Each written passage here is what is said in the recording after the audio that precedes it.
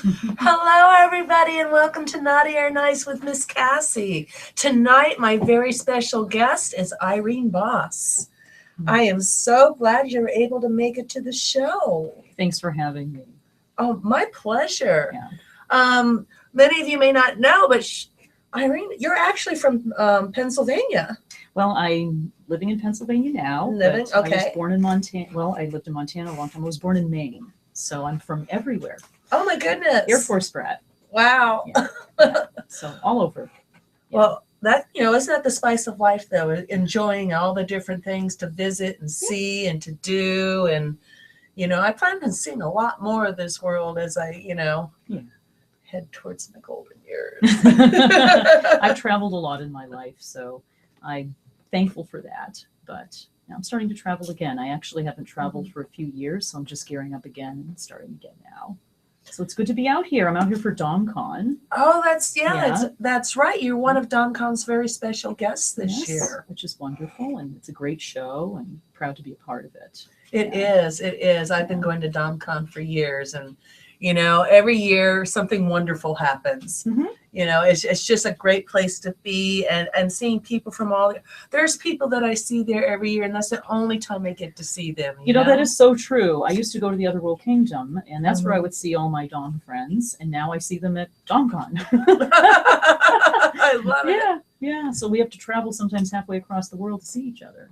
Interesting. It is interesting, and I used to go to a lot more events than I do now. Yeah. And so it's like, this is one of the few times I get to see people that, I knew from, when I was playing in Chicago or Portland or, a few of the other places that I've managed to show up at. So you have been all over the United States as well. Yeah. A little bit, Good. Not near enough. Yeah. So I think part of the reason I travel so much is all the different trade shows I was doing, perhaps 5 to 8 a year for a while. And that became kind of grueling. So I took a break for a few years and just kind of stepped away from it. And having that break has been very good. So now I have a fresh outlook on it all. Excellent. Yeah, traveling really does get to you after a while. As exciting as it is at first, after a while, we just kind of long for a place to hang our boots. Oh, yeah. Yeah. So what I think is important about the DomCon show, of course, it brings the entire community together because unlike the other shows, I think there's no other show that really welcomes all aspects of the BDSM community, whereas DomCon does.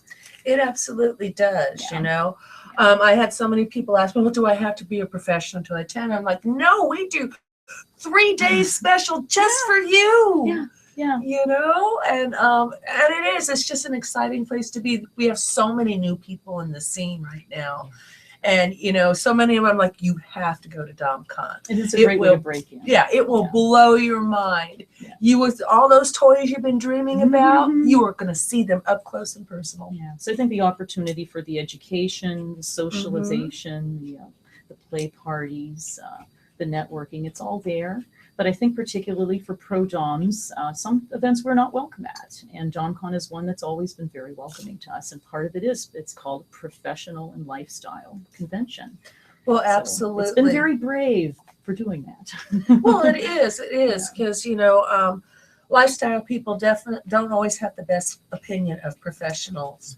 And a lot of us are both professional in lifestyle. Exactly. Many people are, actually. Well, they are. And, then I get those, well, how can you do this and that? And it's like, we are multifaceted people. Yeah.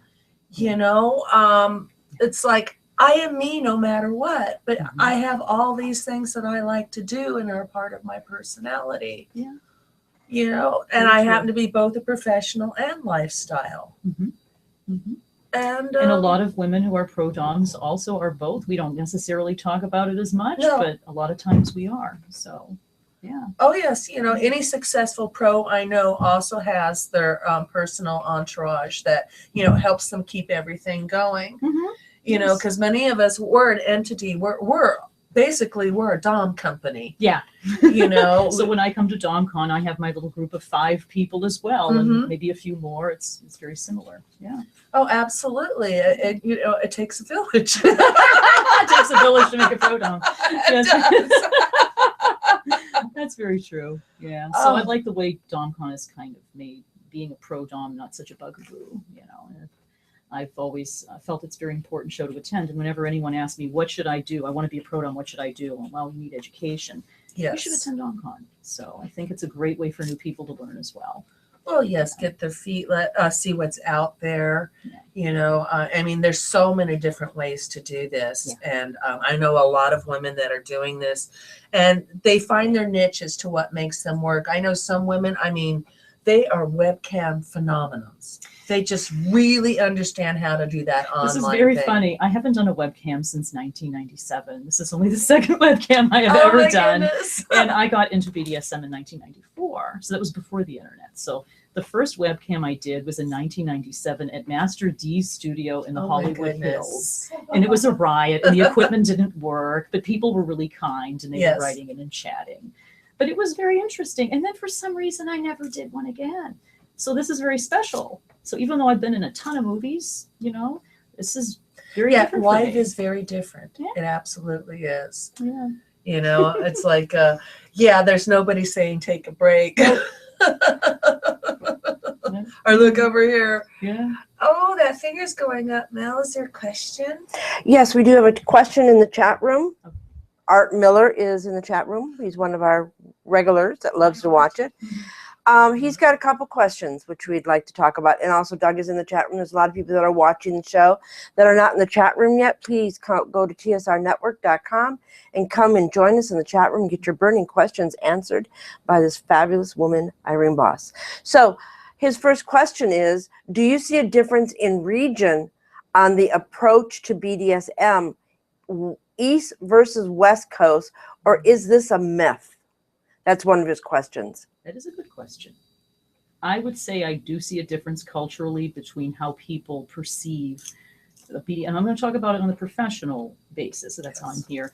I think the tendency to have more of an old guard or strict approach towards sessioning is more of an East Coast approach. And then there's a tendency to be more, say, a goddess, and shopping might be involved, and being a little more, not, I wouldn't say lifestyle, but perhaps a little more casual is more acceptable out here. So I do see a difference. Now, I wouldn't say it's black and white. No. It's more, and I'm not going to say 50 Shades of Grey.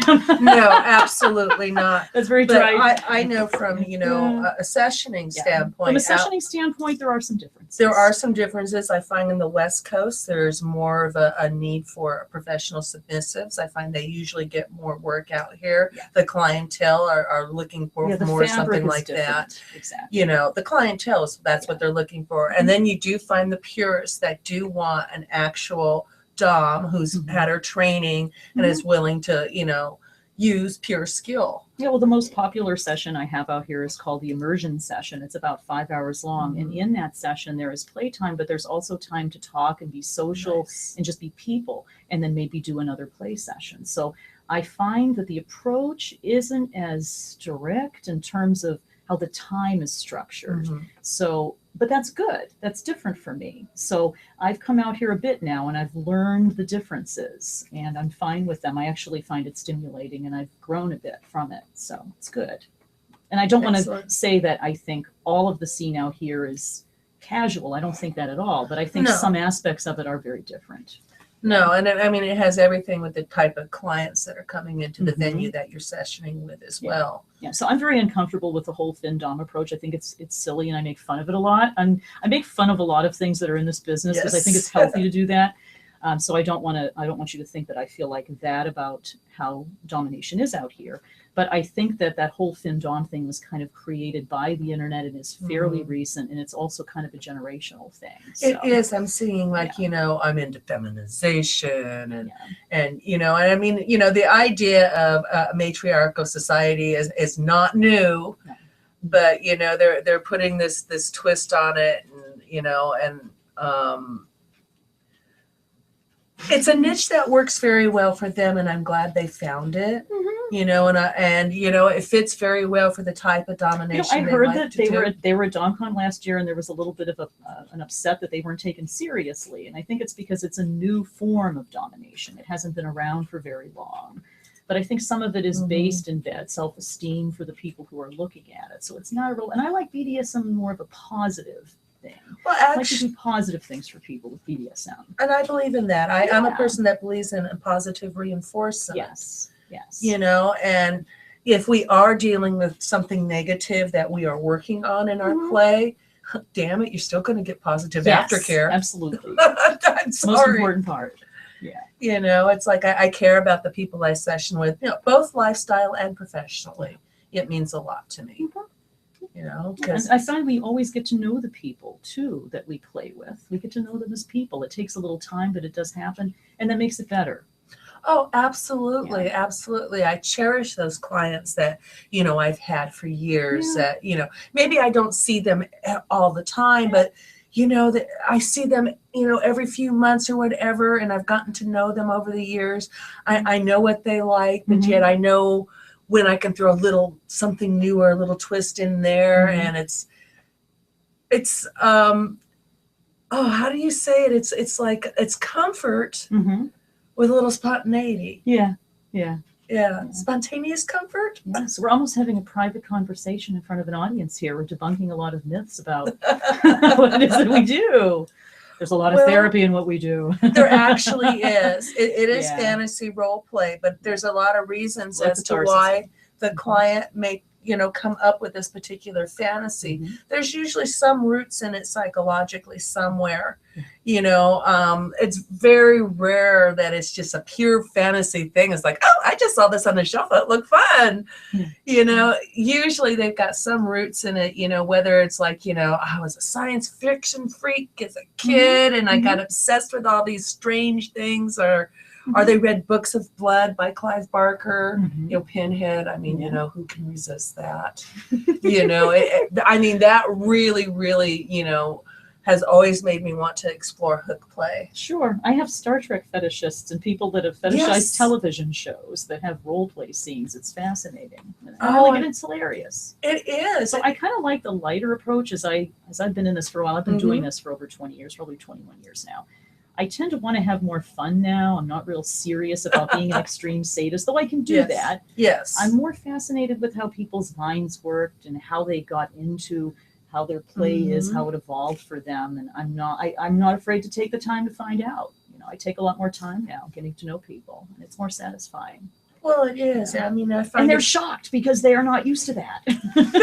No, but I mean, if I can just spend 5 minutes knowing who you are, I can make your session that much better because I've got to know a bit of your personality. And well,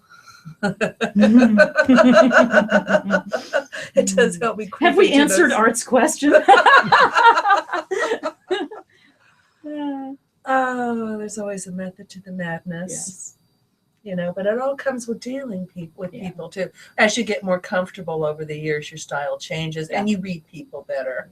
And I see you Nell's grow into hand yourself. Yeah, she's cueing us. Cueing us? What's up, Nell?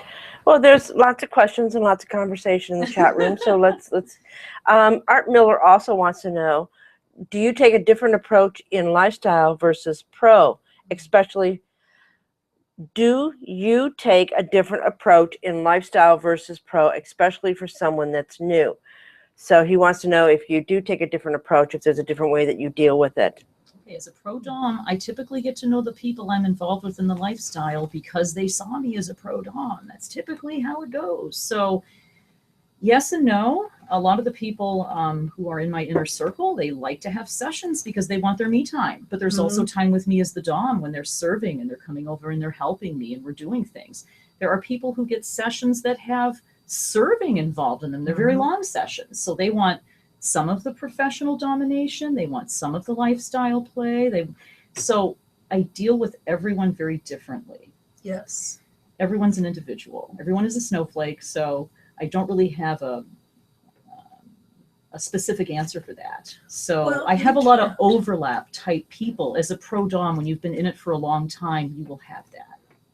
Oh, I agree with that, you know, and you do absolutely have to take everybody as an individual, whether they're our professional client, they are strictly lifestyle, or they are blended in your life somehow. Because I know a lot of submissives that our, you know, lifestyle to their dominant, but Yeah. they actually pay for sessions to And then play. there's people who are lifestyle that do incredibly generous things for their Yes. DOMs.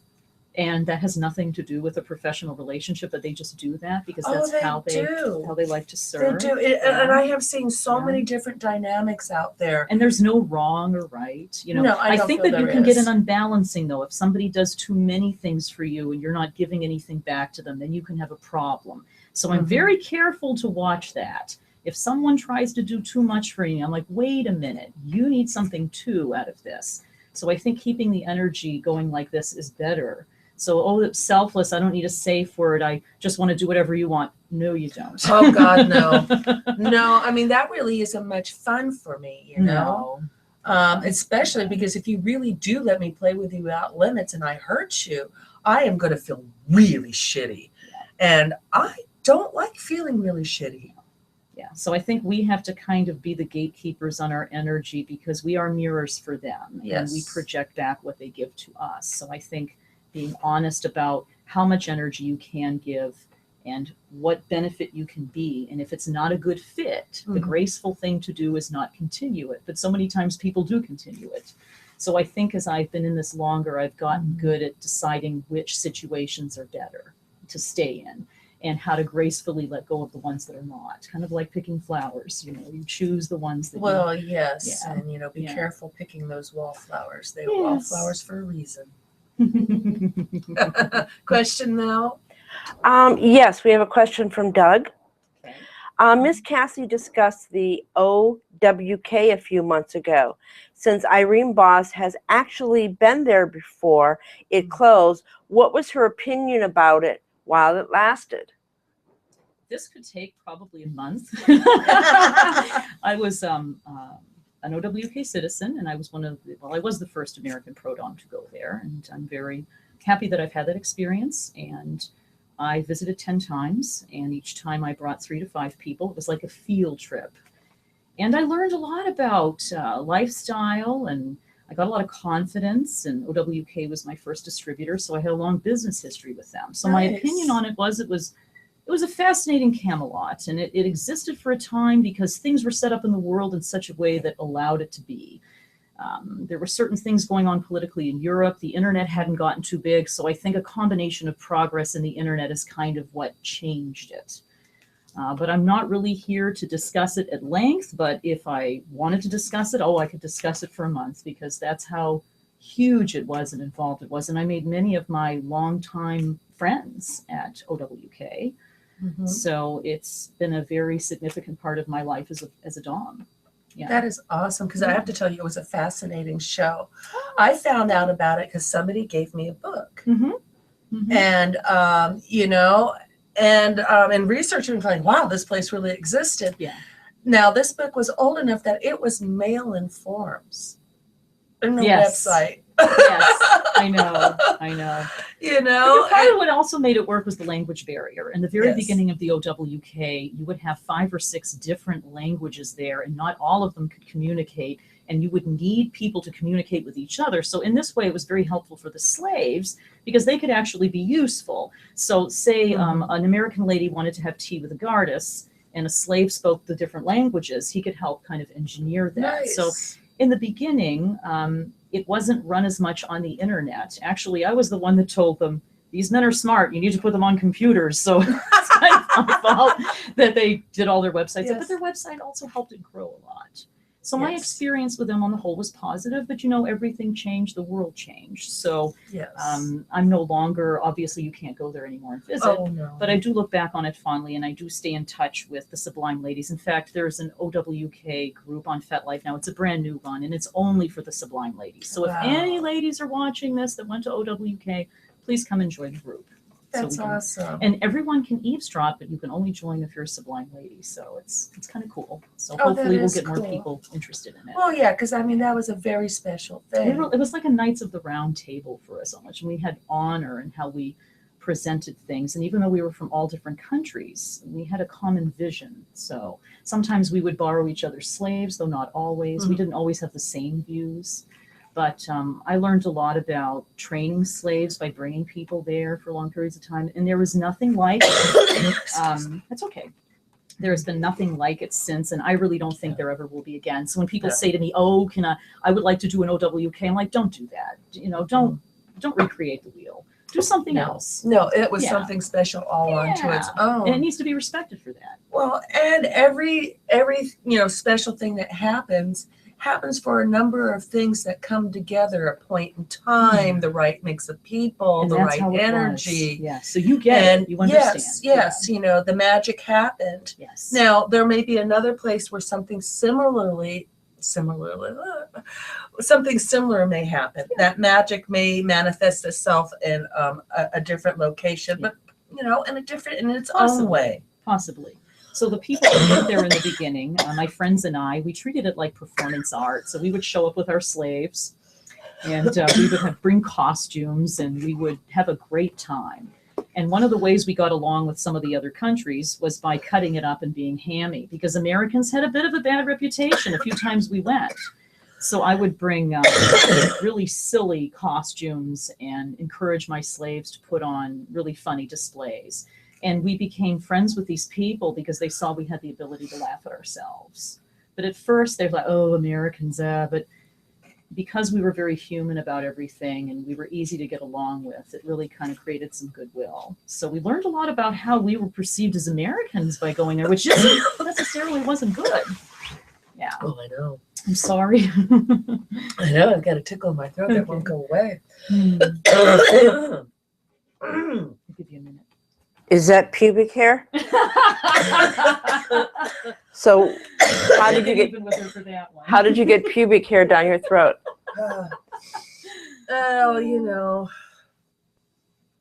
Dessert. You got to stop eating before you come to work. So I hope that was enough about the OWKs. I don't want it to take over the whole. Oh no, and I would like to have another show in the future where we You can just discuss it, sure. Absolutely, and I would like to have some of the actual people who have been there. Yeah, and some of the guys too. Oh, that would be awesome. And it is something I do want to do in the future. But today we are here to discuss But I wanted to discuss DomCon. I thought that was very important. and DomCon. And I knew somebody was going to get on and talk about the OWKs. That's okay. Yes. It's okay.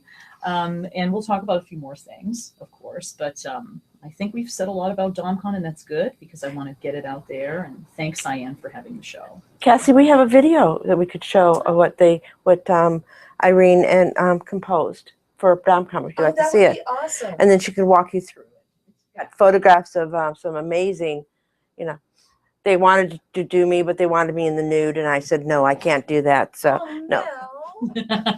So it's a special guest and mistress of ceremonies of DomCon in order of appearance or on the Nice. website. It's a little skit we did for YouTube. Oh, very nice. Oh, yeah, I believe I've seen that before. Yeah, it's fun. It is fun. Yeah, Yeah. that'll be nice. Yes, please put that on.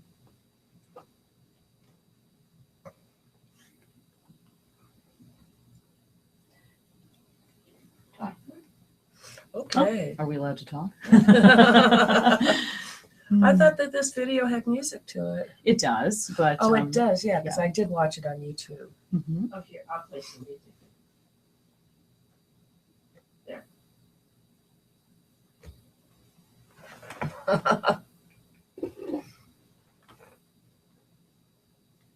Yeah, it was very, very jam-packed. Mhm. I actually sat down and watched the whole thing when I clicked on it. That says good. something. Good. We like to keep them moving and interesting. We actually make these all the time. These are a lot of fun for us. And they're moving pictorials, and they utilize a lot of different types of software and programs. So it's Oh, and there you are. so some of these ladies have been in the business for quite a long time. Oh, I and, know. I recognize the names for sure. and some of them are new, of Yeah, course. some I of think them it's are good to have a definitely mix. new. Oh, yeah. And it's amazing, the women that, that they make their mark. They just have that perfect mix of charisma and Mhm. talent. And, it always amazes me, just when you think somebody else will not be along to, top. Yeah, well, look, Goddess Faye. She's amazing. Mhm. Oh all these ladies. Oh, so Miss Ann, she's been doing this for, you know, and she still is just as dewy and beautiful as ever. Amazing. She's doing something that makes her happy. She is. She is. And it shows. That or you want that elixir she's taking. Yeah. The good life. Yes. Okay. I'm looking at your head. Okay. Oh, that was nice. Oh, I'm glad you brought that. Yeah. You know, It's because nice to watch. really, you know, if you've never been to DomCon, you really should go. It's just an absolute blast. I mean, I've been telling all my friends, I was like, if nothing else, just come Saturday. Yeah. If you have to pick one day. Yeah. But why pick one day when you can pick all of it? Well, exactly. Exactly. But, you know, not everybody is up to 3 days of kink. No. And you have to pace yourself. It's very important. Oh, absolutely. Yeah. Absolutely. I have seen people go absolutely bonkers. Yeah. You know, but then again, it's always fun to see that fresh energy. Oh, yeah. Yeah. You're right. Oh, yes. I remember one year and this young lady bought her first leather corset, but it was a corset dress. And it was amazing. But oh my God, I mean, it's, like, it's just a dress. It is very cool still. But I mean, it was amazing, you know, when you see somebody discover this stuff for the first time. Or something new about it they didn't see before, or they've made it a little bit further in their journey, and you know, all of a sudden their eye opens up and goes, "Oh, I get that now." To watch that, yes. Yes, I Okay, do so we love see a that. lot of that there. So one of the projects I'm doing on DomCon is I'm creating a video series that's called Pro-Doms of DomCon. And in this video series, the women get to do whatever they want as a pro-dom. So they get to show themselves off in such a way that they enjoy, which is really interesting because we get to do a lot of things that aren't necessarily our first choice. So I think if somebody's looking for a pro-dom and they watch this series, this kind of gives them a clue in, okay, I know this lady really likes to do these particular things. So that's a project I'm working on with the show this year. And we have 12 ladies in it. We have 12 to 14 ladies. So we'll see how it goes. And we're doing it during the show over a 3-day period. Nice. So it's a lot of fun. And a lot of them are bringing their own submissives. But also I'm supplying some, whereas some ladies might need one, say, that doesn't wear a hood or etc. So some of my people are going to be getting quite a bit of attention, but that'll be fun for them. Oh, that will be fun. That'll be a chance for some ladies to showcase a different side of themselves. Yeah, so I'd say at the DomCon show, I'm actually a bit lifestyle as well because I have my inner circle with me, and they're usually collared and they're doing very specific things. So I think at the show, you can also see examples of how pro-doms function outside of necessarily being a pro-dom. You see the different sides of a person. And one of the different sides of me is I also run a video business. So I have a few hats that I wear. I also do websites, so I do a few things. And I was talking to Reverend before we started our show. And when I began, one of the ways I stayed interested and interesting was to do a variety of things. So instead of just doing sessions, I started the video business right away alongside the sessioning and then the web design. And found by doing these things at various times, I could circumvent the burnout that happens when you just session all the time. And doing video, you can be a little more creative sometimes because you're getting to do a little bit more of what you want, whereas it's not necessarily, you know, a checklist of things, but it's things that you really enjoy.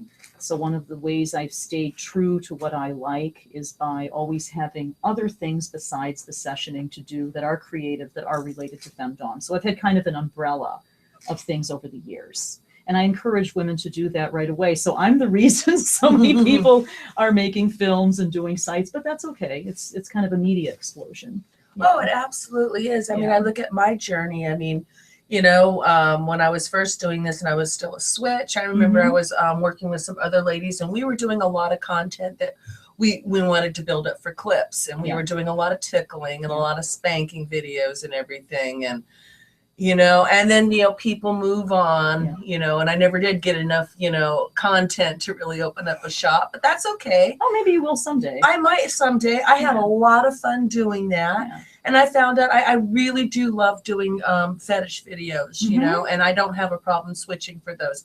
For me, it's acting, and it's just a lot of fun. Oh, it's a lot of fun. You know, especially when you have really good raw energy. In fact, some of the movies I've made where I'm a little bit annoyed actually come across as being very passionate and very interesting to watch. And people, oh, I like the videos where you're really pissed off. I'm like, you don't really want me to be pissed off. But I think those, the honest energy there, where there is some kind of tension, the same can be said of Hollywood movies. Yes. Where sometimes the main characters, they don't really like each other very much, but they have kind of an interesting, you know, chemistry when they're together on screen. Same can be said of BDSM movies. But in my BDSM movies, I only like to work with people I have an actual connection with. I don't like to put strangers together unless it's like, if I know the person really well, it's one of my slaves, it's perfectly acceptable to loan them to another Dom who I would also know. But I don't like grouping strangers together all the time. I think it changes the nature of what it is. So I like to try to make movies that are very special, where there is a connection. Sometimes I'll know the people I've been in movies with for many years before we film. Yeah. And there's just too much of that. I wouldn't call it fake BDSM, but non-personal, non-connecting. Oh no, I totally get that. Yeah, I have so much of that. Certain partners that I perform with on stage. We just have this connection. And I know when that submissive is with me on stage, no matter what we do, it's just going to be good because our energy just flows. You know, and others, well, I don't know, I always make it work. But I think it's good too when you play with people you really know on film well. You know what you can do. You know they're going to show up. They're not going to change their mind. They're not going to tell you in a year you got to take that down when it's been spiraled through the universe and it's impossible to take it down. So you eliminate a lot of silliness when you know the people that you film with. Oh, absolutely, absolutely. I mean, you know, the most of the films that I've done have been professional, anyways. I mean, it's like you know, people are there for a reason. You know, we show up, we want to be there, we want to do the role.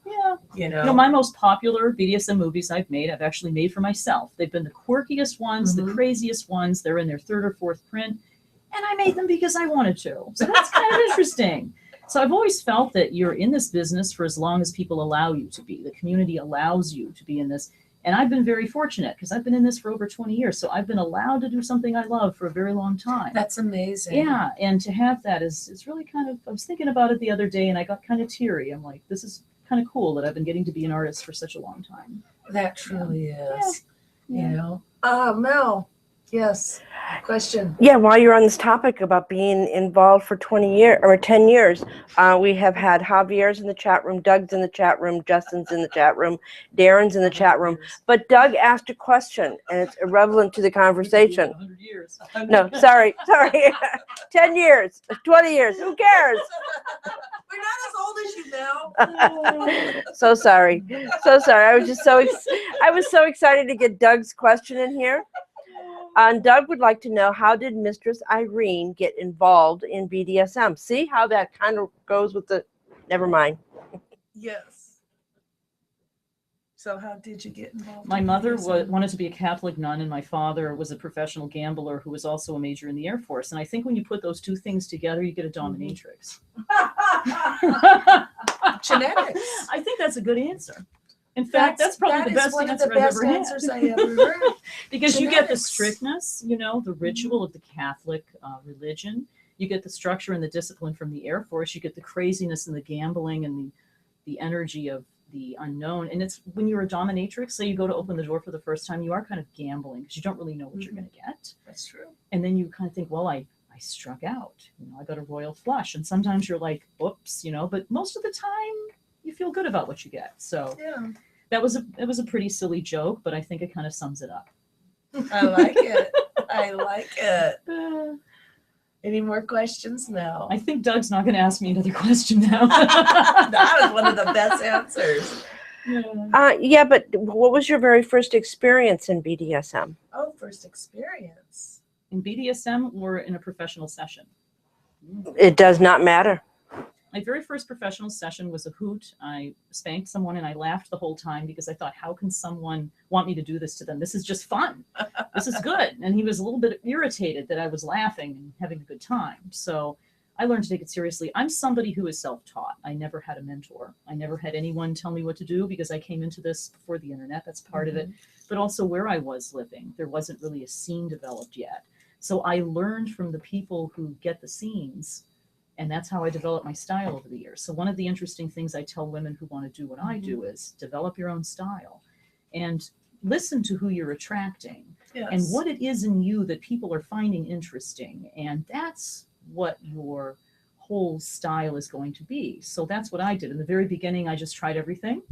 And the things I didn't like very much, after I did them, I thought, well, I'm not going to do those things again. But the things that struck a chord, those became my primary interests. And they change over the years because what we attract changes. So it's been strange being a self-taught Dom, because when people hear that about me, they're usually very surprised. They're like, you're kidding. You didn't have anybody help you or tell you what to do. And I'm like, no, I read a lot of books. Yeah.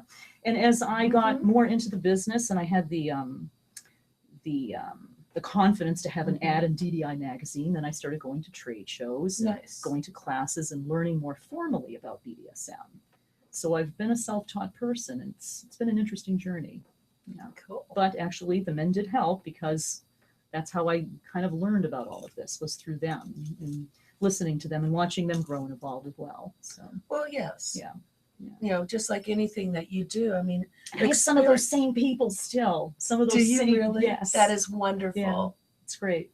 Well, it is, because relationships do develop over the years. Yeah. You want to go to somebody that you like, and you know, you've established what you want to do, and you've grown with this person. Yeah. So I feel that's very fortunate. It's been good to have those long-term relationships with some of the people I play with. Yeah. And how many people have that in their business? You know, where they get to have this kind of interpersonal relationship with somebody without actually being in a relationship. You know, it's very interesting. I mean, we all have friends, you know, and we have family, and then the clients that we see. I mean, yeah, they're clients, but we have very intimate experiences with them. We do. It's a form of intimacy that's very special. Yeah. Absolutely. And a lot of people confuse the intimacy of it. You know, they think, oh, it's just sex. It's like, no, you don't understand. The fact that the absence of sex is there makes it sexier. It is. They don't understand. Yeah. You know, they can't get beyond that. They don't understand that it's touching on a different part of us. You know, that it's bringing out, you know, those same endorphins that we all seek, but not everybody can get them in a conventional way. That is very true. Yeah. And I think BDSM gives people a way to be intimate that's so very different than, say, vanilla activity, because you have those very strong boundaries. And I think that's why so many people feel safe visiting with pro doms, because there are certain things that they just cannot or do not want to do, and they know those things aren't going to be violated. So they get the intimacy without those things being crossed over. So that's why I always respect the interests and limits of the people I play with, because of course I would want that. Of course. We think a lot alike. Yeah. Well, it's good. Great minds think alike. Somebody wants a question. Oh, Mel, what's the question? Another question from Art Miller. What have you learned about motivation, role of pain versus pleasure? Do you believe in subspace? That's a good question. And while you're thinking about it, Trixie has entered the chat room. Welcome. Hi, Trixie. We know who Trixie is. So could you repeat the question, please? It's kind of multi-layered. Yes. What have you learned about motivation, role of pain versus pleasure, and do you believe in subspace? I think for a masochist to achieve what is known as subspace, there has to be intense sensation. However, you can get a kinkster or a submissive or a bottom. There's so many different ways of being a player now to experience the same thing. So I'd say, in my mind, I think what creates subspace is the endorphin rush of the activities and the things that happen to achieve that nice kind of la, la, la, la, la. So when you feel like you're in that special zone, when I play, I do pretty long scenes. So I know when somebody's in that zone, and I'll even say to them, we're like sometimes 2 or 3 hours in, and I've got them tied to a table and they're in bondage and there is electricity on them and other things happening. I'll just start a touch and I'm like, you've gone there, you're there.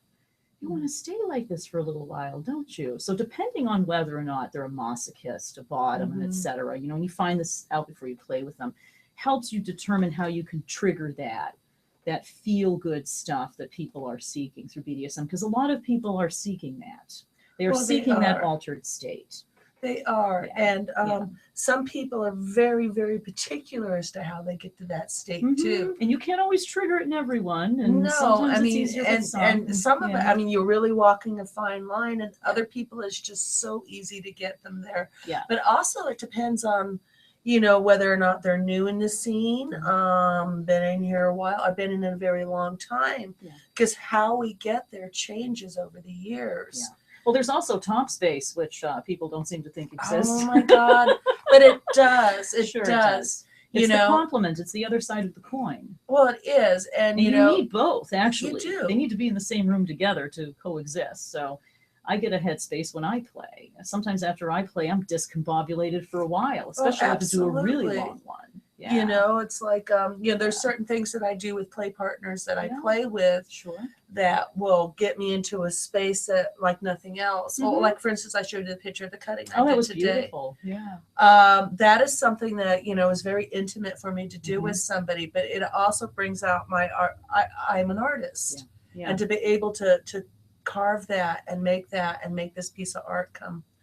I mean, there's just that really does something for me It's as a lot a of top. satisfaction. So I think that top space is very different, but they are complementary states. Yes. And people talk about subspace so much more, you know? Well, I also So think we're it's talking about top because space for a little while. because in subspace they kind of they use it's kind of like it's a more an intense, almost an inebriation. Yes, A I feeling. would say so. They're almost drunk with endorphins. Exactly. Top space, it different. isn't that drunkenness. So It's a little bit different. it's not getting high off of BDSM in the same way. Yes. No, it's just a really cool feeling. Like, I really enjoyed doing that. But I've noticed just when was- I'm there, I have an easier time getting them there. And Yes. you just feel that. And if I'm not there, and if there's some dynamic that's not working, as much as they want to experience that, I can't take them there. So there's a chemistry thing with BDSM. There's so many hidden things that make it work. Oh, that's true, because I'm known for my rope bonders. That's what I Yeah. teach. Yeah. And when I get those clients that is what they're seeking, and they want that suspension, and I know the connection is there before I even touch them. Yeah. Those sessions are awesome. You can just feel it. You can, Yeah. and then you get those ones that you knew they should have never even been tied in the first place, Mm-hmm. but for whatever reason, And they got to do it. they got to. Well, the best way I can describe this, and this is going to be a little off subject Oh, it's here. okay. I worked for a chiropractor who was was very in touch with the spiritual side. As a matter of fact, people would come there. She did a number of exorcisms there. She just would attract these kind of people. Sure. So she had this cat, Mm-hmm. and I guess he was kind of a feral cat. And this poor cat, no matter it was just it was a little Tasmanian devil. This thing was just never going to relax in a domestic setting. And so she had a psychic, an animal psychic, do a reading on it. Uh-huh. And what has happened to this poor animal is it's really a reptilian spirit Uh-huh. made a last second decision when he was coming down to this thing to jump into a furry. Uh-huh. And a cold-blooded animal in a warm, yeah. Wow. So this poor thing is so flipped out because it is uncomfortable beyond belief. Mhm. It took a leap that it shouldn't have. And, you know, once they figured that out and they've worked with it a little bit, they help the cat still, but that cat is never going to be okay until it goes back to where it came from. So it's kind of like people There jump are into people something. like that too. Yeah, they just make that last minute decision, and Yes. then they realize, oh my God, this is really uncomfortable. Like there's people who should be the other side of the coin that have picked the Mhm. wrong side, and they have such a hard time with that. And there's nothing wrong Mhm. with going over to the other side if that's where No. you're supposed to be. It's okay. It's a struggle. Yeah, Yeah. acceptance has a lot to do with it. And I encourage people I play with, I encourage them, try all of it. Don't just Mhm. do one side of it.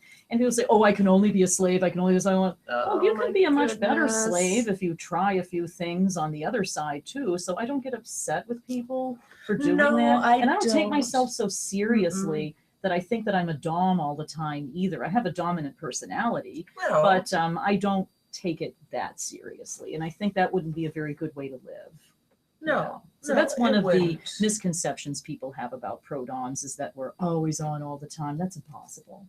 Oh, no. Here's my domination shoes. I love those shoes. Those like are sexy. I like yours too. You like mine? This has been a wonderful visit. Oh, having a I'm good glad. time. I've been having a great time. So we have some pictures to show you from my playroom in LA. I have a Nice. playroom. It's not far from here. Oh, I would love to see those pictures. Do you Yeah. have those pictures, Mel? And we're Yep. going to be moving that playroom to an industrial space Yeah, in you July. mentioned that. So that's going to take place in July. Is it a much Yeah. bigger space? Yes, and more possibilities, and can be more artistically free, and higher ceilings, and make a lot more noise, and all those good things that you do when you play. Oh, Yeah. that's true. Yeah, because that is one thing that, there are a lot of dungeons in LA. Oh, here. sure. A lot of little private nooks and crannies here. Which is fun. But a few of them have had to relocate a few times due to problems with neighbors not quite getting some of the Well, noises. I always figured that I would try a place out for a year and try another place out for a year, because I have a place Yes. out here, and eventually I'll be somewhere for more than a year. So I'm fine with it. I think it's good to try different parts of the city as well. Well, Besides, absolutely. besides visiting here, I visit DC quite a bit, and I've really learned my way around navigating there. I've worked in different parts of DC as well. So LA is newer for me. Yeah. So I'm learning the navigation. Excellent. Excellent. So this, I like the photograph. We Yes. have some rubber outfits to look at. oh, Oh, nice. this is such torture. Oh. Was that it? I guess that was. Was that? Would you like to see it again? Sure. Would the people on the show like to see it again? Oh, they're always wanting to see it again. Oh, Pictures. yes. Yeah. My board's, there, my board is whatchamacallit. It's having a hard time. There it goes. Oh, there we go. That's hot pants. This is nice. Yeah, I recently changed my look. I looked a lot different. In fact, Rev Mel and I were talking when I arrived Yeah. here. I've totally changed since August. So I just wanted to do something different. So I've taken better care of myself. And Nice. I want to be able to play and feel Oh, comfortable the pink is when I'm too wearing. funny. Isn't pink fun? Oh, I my like wearing goodness, colors that's that adorable. people don't always wear. Yeah, I do like to put a splash of color in now and I love again. blue. I was one of the first doms to wear colored rubber. And people go, "Oh, that's submissive." I'm like, rubber and color is not submissive or dominant. It is. No. So that's some of the stuff I like to make fun of. Yeah. Well, yeah. Yeah. The preconceptions, the misconceptions. Well, and people will say things, and I'll go to them, you know what? I'm a dom and I'll wear anything I damn well please. Yeah, that makes sense. Yeah. Yeah. It's as simple as that. But I heard you're not supposed to wear blue and you're not supposed to wear pink. I'm like, so Well, what? And I you never know- cared. I never cared what people thought. So that's kind I'm of seeing too many doms that are doing white now. I mean, it's like you get, Yeah. color is now being accepted. Yeah. Yeah. And the right splash of color can just be so amazing. yeah. We also have some furniture pictures. Dungeon Furniture. Oh yes, let's see the dungeon pictures. So we have some very interesting pieces in our playroom. We have Okay. some pieces from Corey, metal bound, and different manufacturers. We recently got a chair made that has a motor in it that does some pretty strange things. It goes upside down very slowly. Nice. So yeah, so some good furniture. There it goes. And we're going to be having some more things made as well for the new space. So let's see if these pictures come up. Okay. Oh, there's nothing like new dungeon furniture. Yeah, I love new dungeon furniture.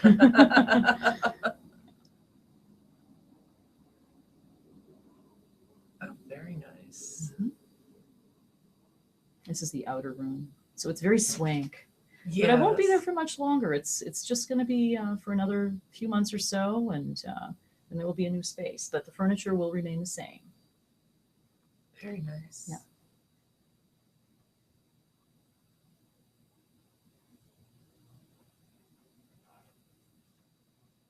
So I like having an outer room that's almost slightly vanilla, and then Mhm. having a room that's more serious. Oh, absolutely. Yeah. And I find any successful place has usually will have like a couple of different themes going, or Yeah. maybe even 3. Yeah. And usually I find, having one room that's more like a domestic room of some Sure. sort. Yeah. Because so many people, they just need to have it in a bedroom setting I know. My place in Pittsburgh has 6 rooms, and they're all very different. And there's a room called the library, which is all wood for spankos. Mhm. There's a cross-dressing boudoir. There's Mhm. 2 dungeons and 2 medical rooms. These are the things that people want to do the most. But out here, I find it easier to have 1 playroom. Mhm. Out in Pittsburgh, I have 6 playrooms. Wow. Yeah, so that's a PETA, but I like to collect stuff, so I enjoy it. If I'm doing a long scene, we can go into a different room and have a whole other exchange, so people can try some other things. So often they'll come in and everyone wants to be in one of the dungeons. But then after their scene, they want to walk around and see the other things, and often they'll come back, okay, I want to try that now. Now I want to try that. So it kind of opens up their minds a little bit. Oh, absolutely. Yeah, which is fun. Well, it is fun. They just don't realize that, this is more than just one thing, there's a lot of things to it, and costumes and Oh, yeah. ideas, Oh, and, yeah. we don't have to just tie you to the railroad tracks. Oh. Was there any announcements or anything that you wanted to make before we close the show? Because I know we've got probably about 10 more minutes, Mel. What I'd like to do is I created a company called MIB Pro Media LLC, and that's fairly recent. And part of the reason I'm out here is because I'm building a new business. And this business provides services to other businesses that are adult, services like editing, development of ideas, etc. So it's non-judgment, which is kind of nice. So I know that there are other businesses who do this, but I have never done this. This is new for me. Nice. So I'm going to change chairs with the person who is helping me to develop that side of the business, and he's going to talk a little bit. We are going to have him just join you. Oh, well, he can sit here. Oh, he's going to bring his chair right here. Okay, just sit in the background. Okay, so this is George Uzak of MIB Pro Media LLC. Hi, everybody. Welcome, He edits George. all the Thank you. videos on bossdvd.com, Clips for Sale 5548, and domboss.com. I do all the webmastering, and he does all the Nice. video editing. So we're complementary. Excellent. Yes, Excellent. complimentary spouse. He often feels that way, being with a pro dom, complimentary spouse. We joke around an awful lot. It's like Oh. Sam's Club. Yes, Oh, It's goodness. that's where the joke comes from. Well, it sounds like a good partnership. It's been a very long one and a good, successful one. So very happy. Yes. Well, what would you like to tell us about this business? Well, a couple of the reasons why we wanted to expand our base out to Los Angeles was, of course, one, to have folks be able to experience Irene's unique and fabulous play style. And I have over 30 years of professional photography experience and 20 years of video production and multimedia processing with Irene. And we wanted to expound on that experience and artistic ability and offer that to other businesses, His adult photography is outstanding. He's worked for National Geographic. Wow. He's done different types of projects with them. He's photographed architecture and wild animals. So, BDSM isn't really. Well, no, actually. So we joke around a lot about that. But his work is very special, and the lighting it's unique. It's different. Every guest dom we've ever had at the compound has had a photo shoot with George. And we're very flattered that they use these pictures in a lot of their ads and on their websites. And I'm thinking, why not offer this to people professionally? Because we just do it because they're our friends and we're artists and we like to take pictures. I'm thinking, why not do this on a professional level for people? So you're going to basically offer people a professional who would package. like that. Now, is it only going to be for fetish, or are you going to be targeting other businesses as well? All adult. So it's going to be specifically for the adult business. So, anybody that does stuff through AVN, are you going to include like porn people? Or Depending. I think there's going to be enough interest from BDSM people to focus on that. But say Okay. somebody is a crossover person and likes to do both things. I'm not a judge, Okay. So we're thinking that it would be good to provide photographic services and editing for other types of companies rather than our own, because we've been doing it for so long with our own. So We have it's a little bit of branching out. probably Yeah. Very good. over 450 full features. Yeah. It's That's a lot of amazing. movies. Yeah. So we've cut our teeth. Absolutely. And we're ready to try some other things, some other business ideas. So that's that's part of the reason I'm out here. It's to expand and grow and do some other things besides just swinging a whip or making my own films or working on a website. It's to try some other ideas. Yeah, and what a great place to do it. Well, absolutely. And, with, digital and everything that's come along, and, a lot of people now think, that anybody can do this. And yes, we've had a lot of technical advances, but without the experience and the know-how and the talent, Yeah, exactly. you're not going to get the level that you guys are at.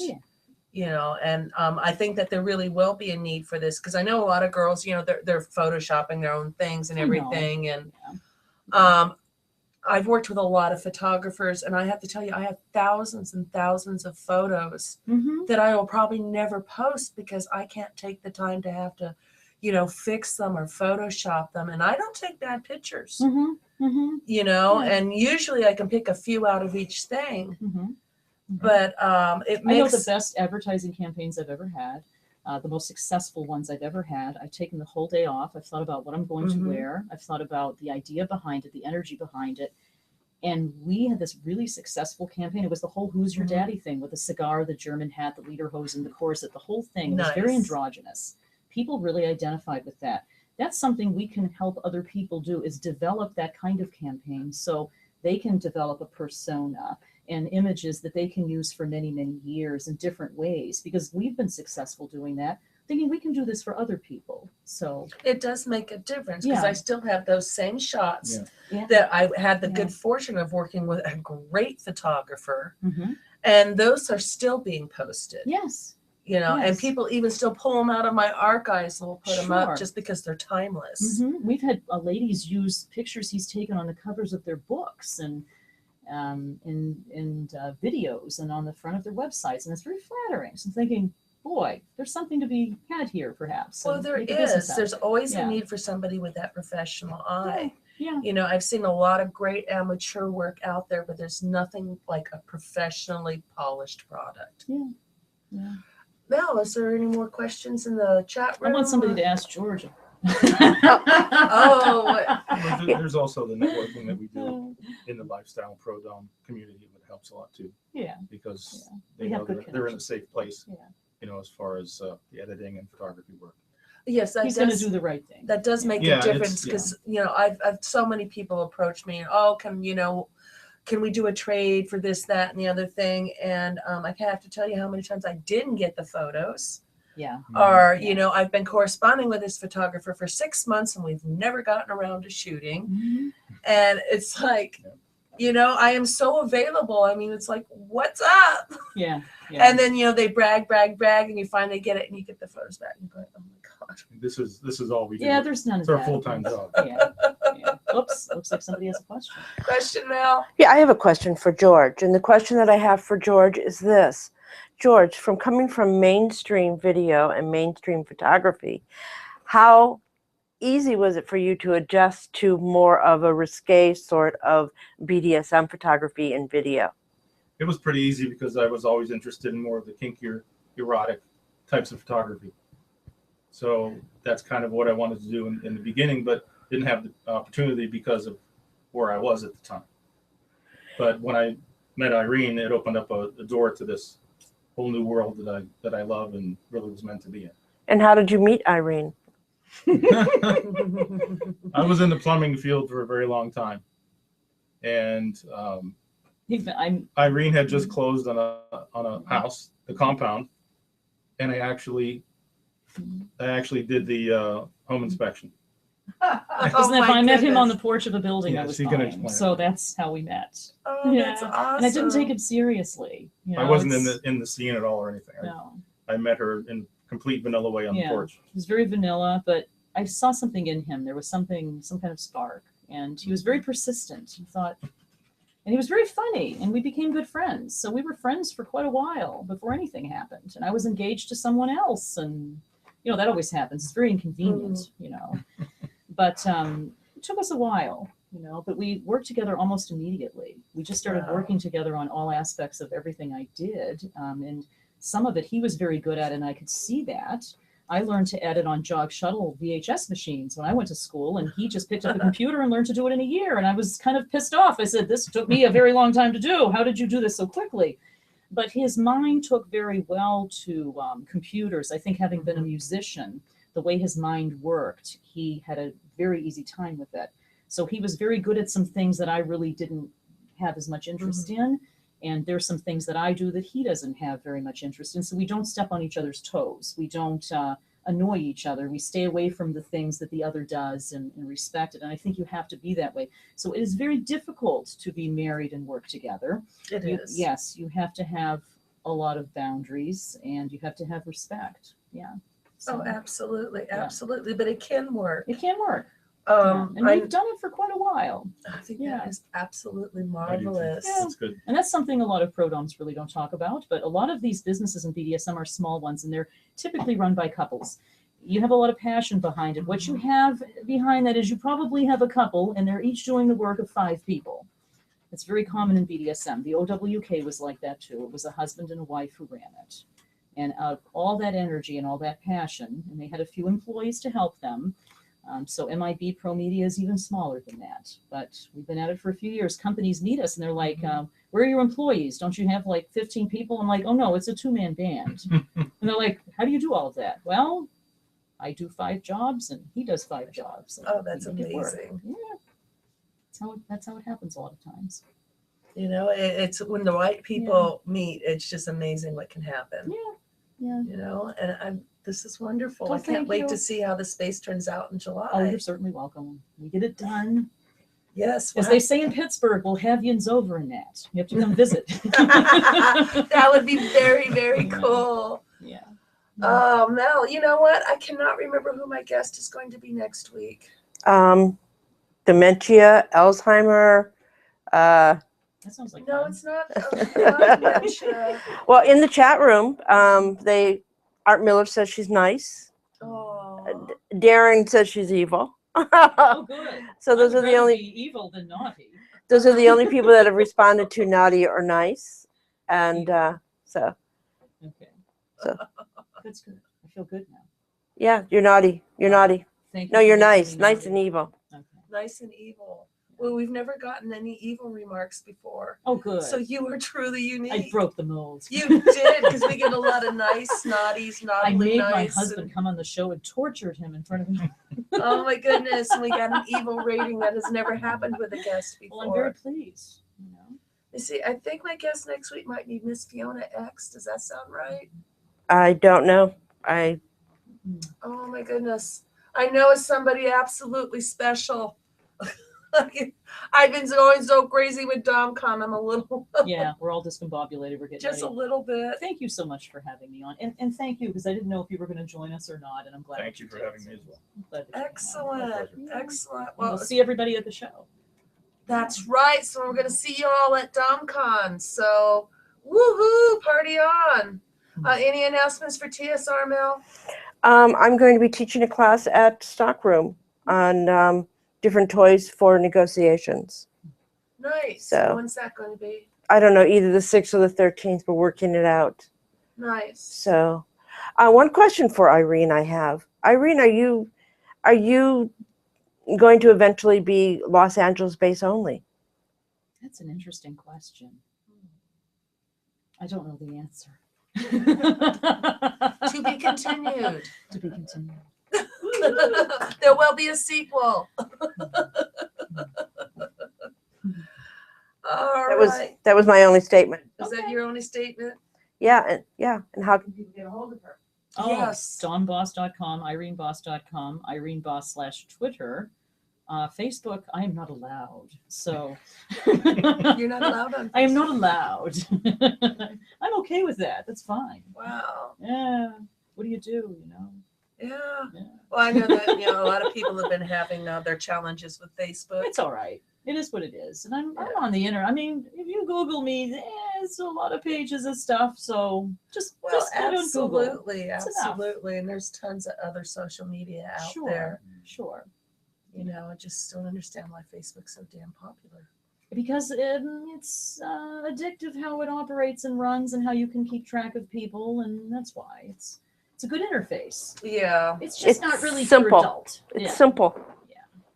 Simple. You don't have to think. So they want adult people to be vanilla on there, basically. Hmm. Oh, it's all good. Well, thank you everybody for tuning in. Thank you, Irene. You Thank were you. fabulous. I was You nervous. were great, George. Oh, Thank you you. guys were It was fabulous. fun. And we will see you all next week for my show. And I'll tell you all about DomCon because we are gonna have an absolute blast. Yes. So good night. Good night. It's still sticking. We'll just freeze like statues. How nervous were you? Hmm. Mm. So. Yeah.